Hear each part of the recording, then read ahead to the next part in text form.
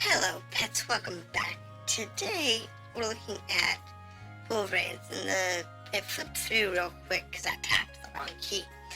But this is an old DOS game that's been re-released on Good Old Games or on Steam.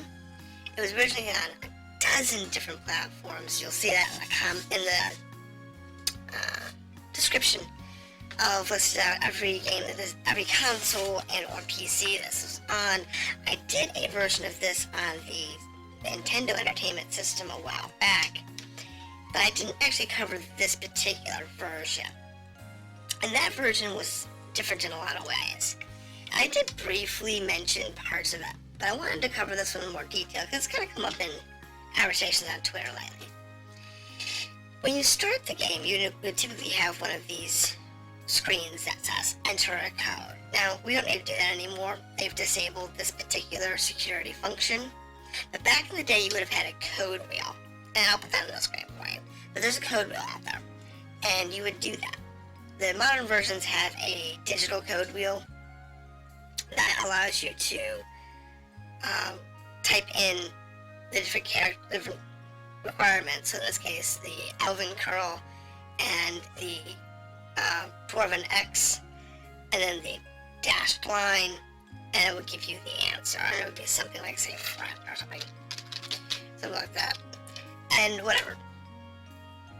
Now, one thing about these games is they're all about the extra materials. They have a manual, they have a code book, they have an adventure guide, they have a tips and tricks guide, they have keyboard shortcut sheets, whole kinds of things to immerse you into the gameplay. Some of these games in this area even had maps. This game doesn't, but some of them do.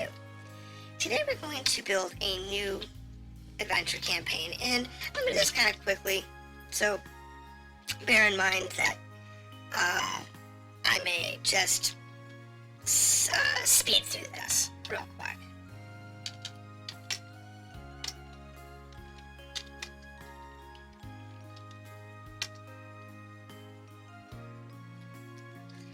We're looking for stats. You know, every time you do this, you're looking for decent stats. Fighters, you typically want to have at least 17 or 18, probably an 18. There we go, 1859. Rest stats, don't care. Yes, we'll take that. Now, if you want to do more advanced features, like you want to move on to Curse of the Azure Bonds and Status of the Blades and Pool of Radiance, these are chained games where your characters from one game will go on to the next game. Then you want to take that into consideration. You can tell I've played this game a lot. I've probably cleared this game more than any other game out there. And so we've got some new members in here. There's Derek, Clara, Paul, Illick. And I'm going to add some other random characters from before. We'll say Healer and Gap.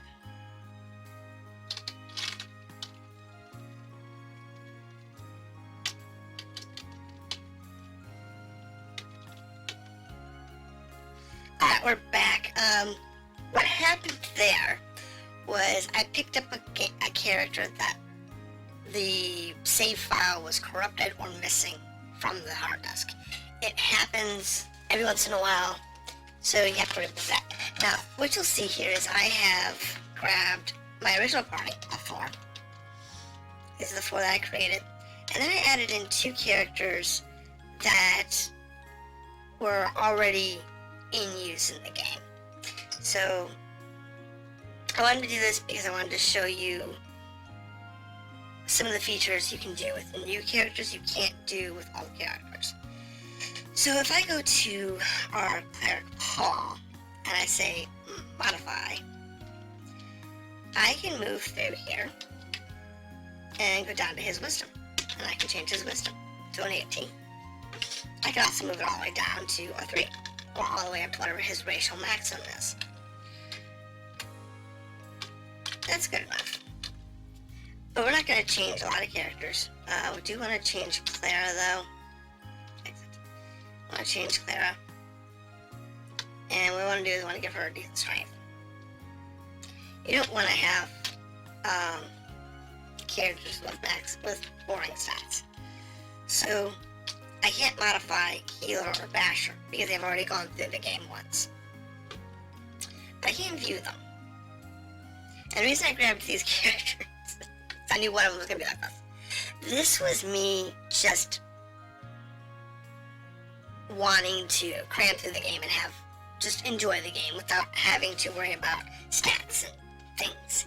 So you can change all your stats to max. So in this case, I maxed out all our stats, and I think he's the same way. Yeah. Constitution's only 17, so it must have been his max one for whatever reason. So, max out all their stats.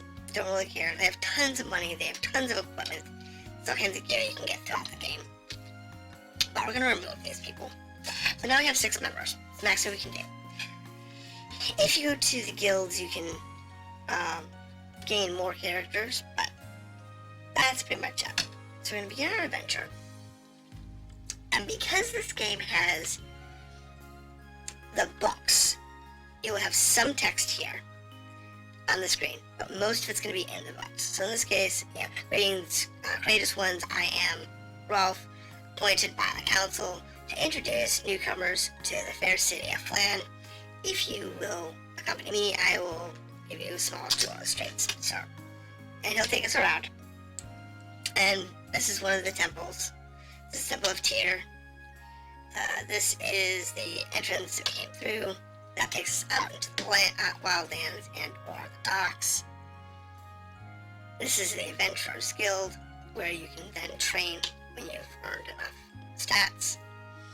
And this is the City Council, which gives you postings. And the last stop is the temple, and then the exit.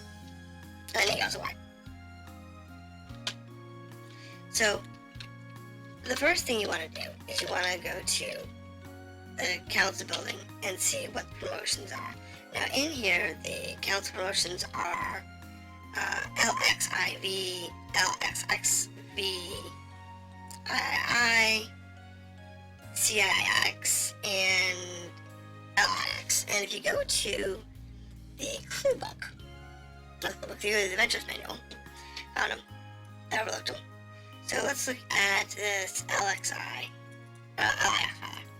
So LIX is CCI, CXI, LIX.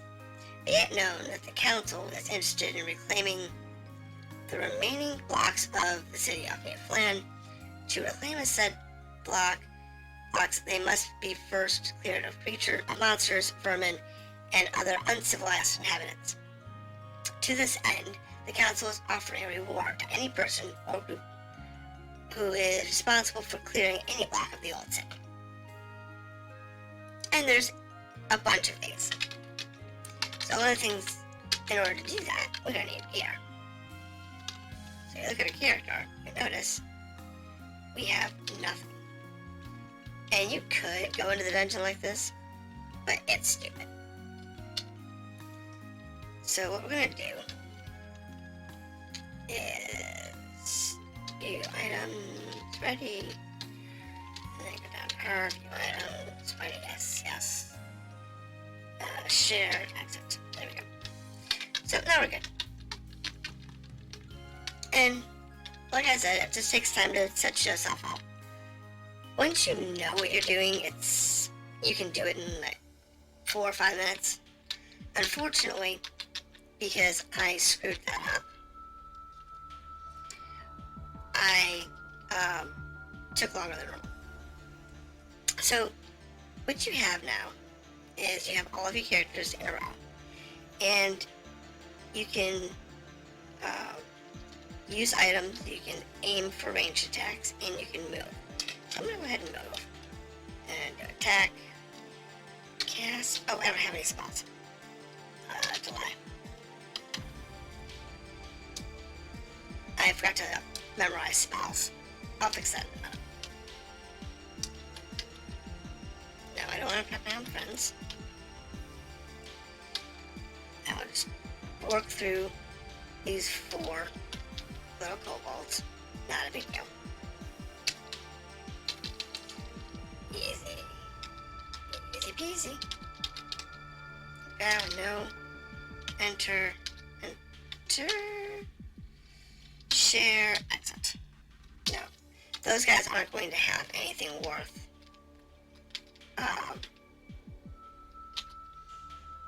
taking with you. Now, if you're really in hard up for money, go ahead and take it. But you're really not yet. Magic. So the first thing you want to do is you want to magic memorize.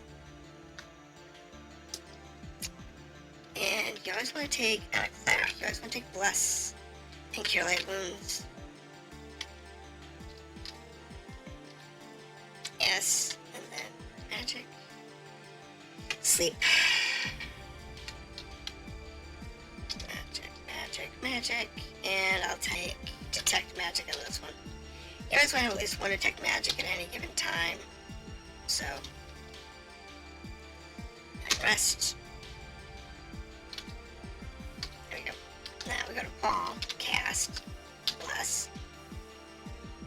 Later on you'll get prayer, which also gives you benefits. So both of them will give you extra bonus stats in combat. So in this room, we have a whole 4 orcs. Oh, I just screwed that up. Done. Bandage. I screwed that up bad. Almost killed it. What we're going to do is we're going to use her out. Because that's safe. This is a tough fight because you have no equipment. See what I mean? Bandage. You will often have issues with this fight. And I'll show you in a second how to not. I'll show you in the next fight.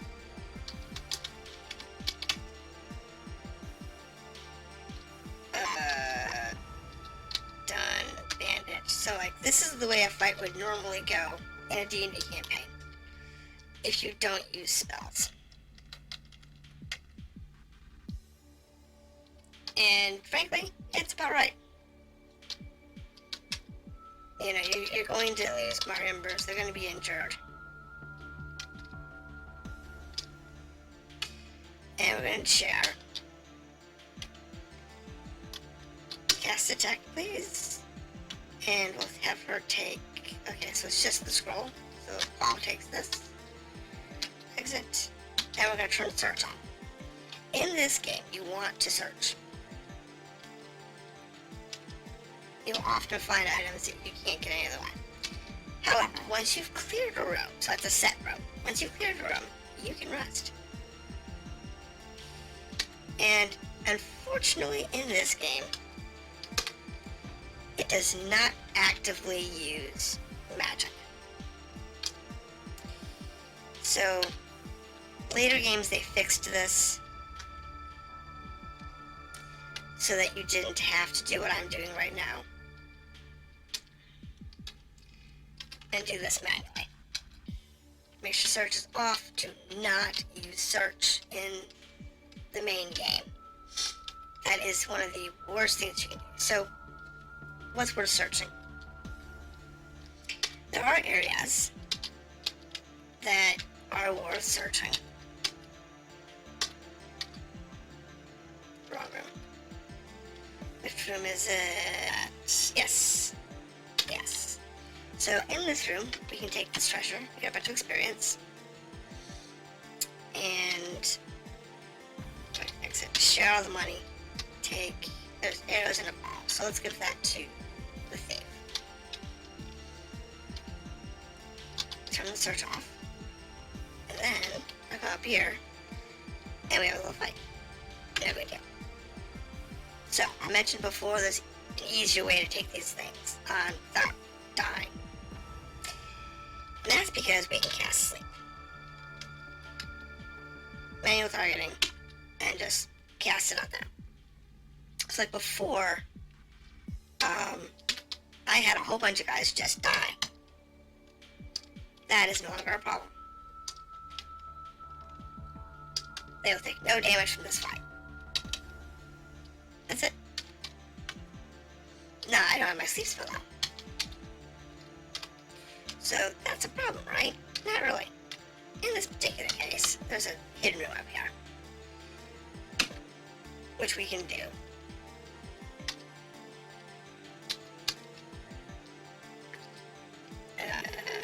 Yeah, just give it to her. In camp, and then we're going to have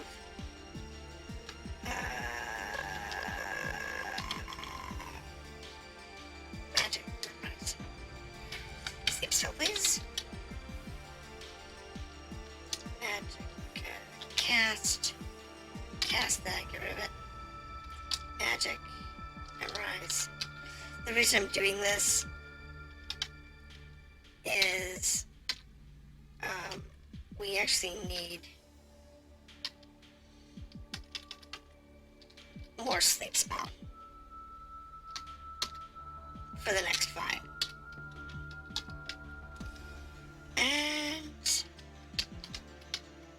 cast Bless. And we'll come down here. This is the Hobgoblin room. In the NES version of this, there's like 2 Hobgoblins in here. And in this version, there's a bunch. You have 5. Which isn't too bad. But, if we just sleep, this fight wipes out. That's it. All done. Move. Aim. Manual. And kill the guys that aren't sleeping. And then kill the guys that are sleeping. Not a big deal. And we're done. Yep. Nope. Yep. Share all that. And then Paul is going to protect and take. Nope. We don't care about the items. Search. Anytime you have a boss, anytime you have a set fight room, always. Alright, so that's gonna go on to the vanilla. Take the ring and the bow. The reason I did that is because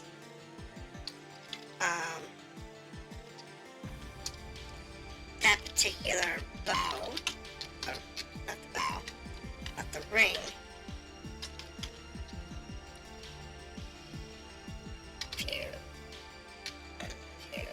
items, gives them a +1. See here. The armor class is AC 10. If I take the ring off, it's not AC 10 versus AC 9. So you always want to make sure you find those. Magic, memorize, yes, sleep, yes, thank you, yes, rest, exit, no search. And there's one more room I'm gonna do. The storage room. Hey, come on. There's one more room I want to do. It's this one over here.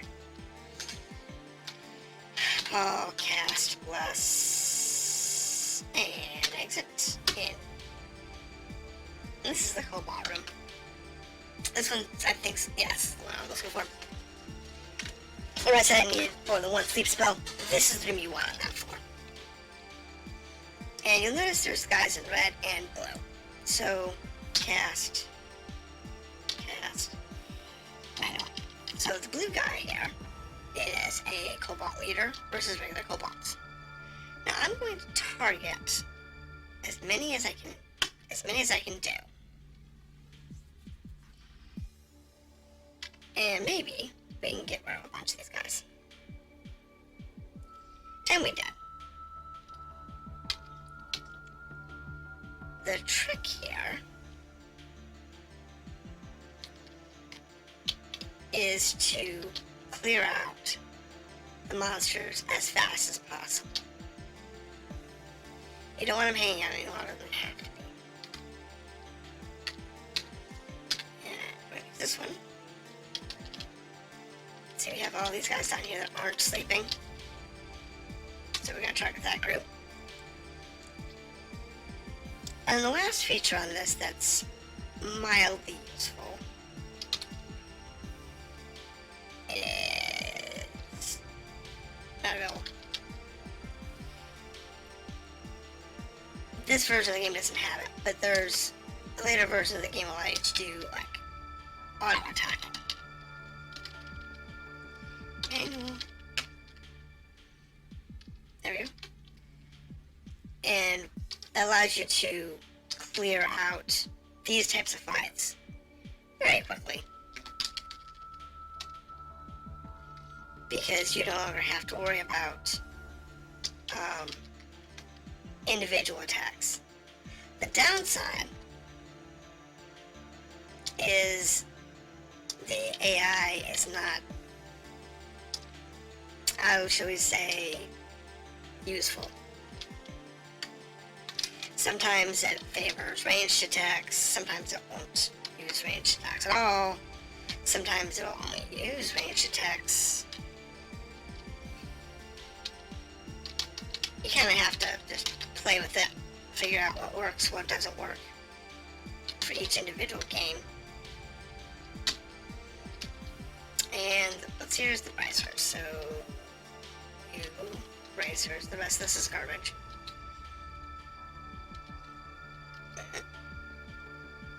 No, good. And then right here is put the bracers on, which brings her down to an AC of 5, which puts her in line with everybody except for the pure thief. And then you search the room, and you're good to go. That's it. The whole game is basically that. So when you finish clearing out the game, map, you'll go back to the town hall and say, hey, look, we're done. Now, we do we have the ability to level up yet? Does anybody have the ability to level up? 2,000, 3,000, 1,000, 2,300, hold on, let me find the leveling chart. See if anyone can actually level up. Don't think so. Don't think anyone can. So let's see here. Oops. So Jarek is a fighter. He needs 2,000 points, so he can level up. Very cool. We're gonna flee. Because what I want to do is when I get back to town, I'll show you how to level up. And there's more options. Flee. Oh my goodness! I am not searching. Okay, sometimes this game gets weird. Like, it'll do that. And all of a sudden,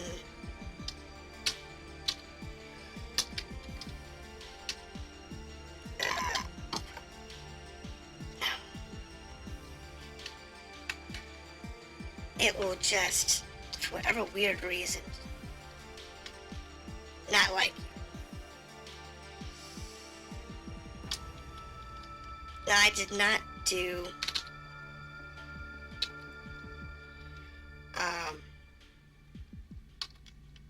what I would normally do,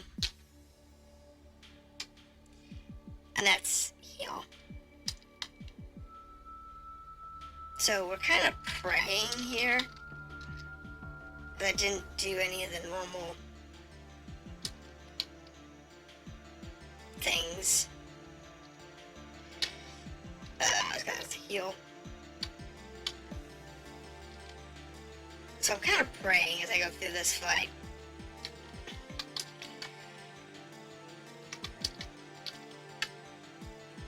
Because my dudes are all real low on health.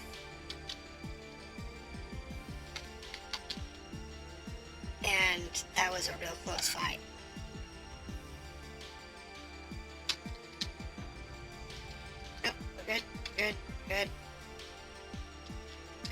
town. Okay, because I didn't save. Alright. So what I want to do is I want to go down to shop. I've never picked up a bunch of bows. Yes. So what we want to do is we want to appraise some gems, sell, jewelry, sell, share, pull, share, exit. So what that was me just getting some money. Does it matter? No, not really. So I'm going to go into the Cleric's Guild. Oh, sorry, Magic's Guild. Sure. And I'm going to go through my characters and see if any of them can train. If not, we go to beginning adventure. Go to Cleric. Yes. Go to Paul. Train. You can go to level 2 Cleric. Say yes. What does that mean? Basically, not much. It means he's got more hit points. It also means he has a few more spells. This room's always annoying. No. They will offer to spar with you, and they will offer to hire adventurers to go with you. And frankly, I find them to be useless. You're better off just hiring out your characters, sticking with your sex, and then